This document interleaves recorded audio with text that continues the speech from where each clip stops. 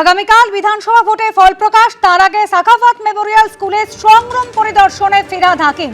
মমতা বন্দ্যোপাধ্যায় চতুর্থবারের জন্য মুখ্যমন্ত্রী হচ্ছেন। আগের থেকে বেশি মার্জিনে তৃণমূল পশ্চিমবঙ্গে ক্ষমতায় আসছে। স্ট্রং রুম পরিদর্শনে এসে আর কি বললেন কলকাতা বন্দর কেন্দ্রের তৃণমূল প্রার্থী, শুনুন। স্ট্রং রুমের নিরাপত্তা কিরকম? স্ট্রং রুমে তো সব আমাকে ঢুকতে দেবে না, কিন্তু আমাদের যারা এজেন্ট তারা বলছে এখনো ঠিক আছে।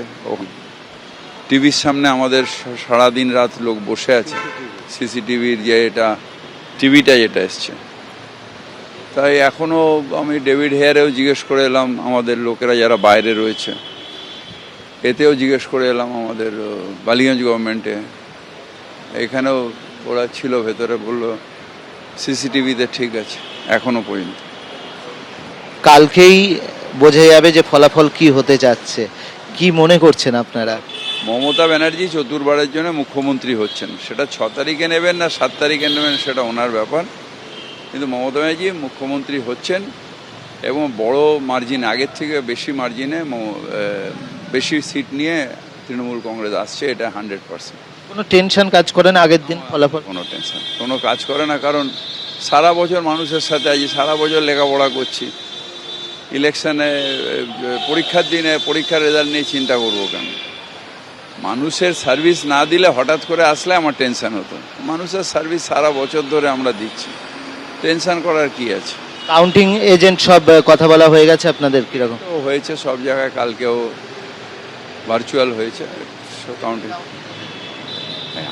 আমি অন্য দলের ব্যাপার নিয়ে বলি না, আমরা আর মানুষকে সার্ভিস দিচ্ছি, মানুষের কাছে একদিনের জন্য প্রতিদান চাই।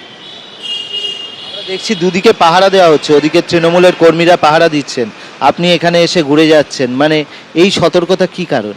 সুনিশ্চিতভাবে যখন একটা ইলেকশন হচ্ছে আমরা সব রকমভাবে আমাদের সংগঠন যেটা আছে সেটাকে কাজে লাগাবো, আমরা সবসময় চোখ খোলা রাখবে, এটাই তো নিয়ম। কি হবে ভবানীপুর?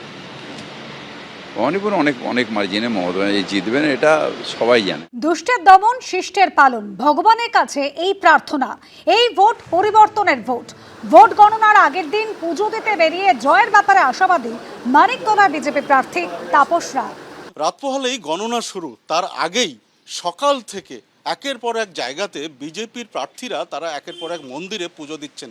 ঠিক এখানে আমরা যেমনটা দেখলাম যে মানিকতলা কেন্দ্রের বিজেপির প্রার্থী তাপস রায়, তিনি তার নির্বাচনী যে কার্যালয় তার পাশে দক্ষিণাকালী মন্দিরে গিয়েছিলেন। কি প্রার্থনা?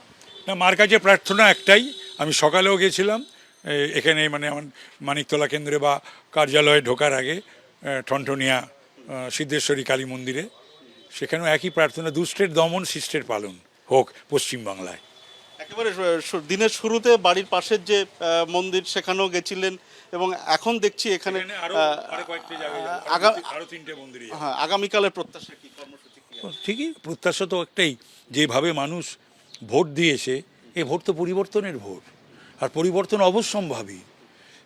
আগামী প্রজন্মকে বাঁচাতে, পশ্চিমবঙ্গকে বাঁচাতে এবং ভারতবর্ষের সার্বভৌমত্ব এবং আভ্যন্তরীণ নিরাপত্তা নির্ভর করছে, এই ভোটের ওপরে তো অনেক কিছু নির্ভর করছে। মনে হয় সেসব ভেবেই বোধহয় মানুষ বেরিয়ে ভোট দিয়েছেন।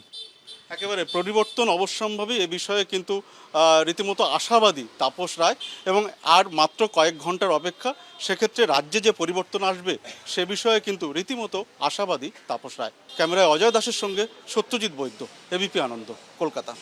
এবিপি আনন্দ, এগিয়ে থাকে, এগিয়ে রাখে।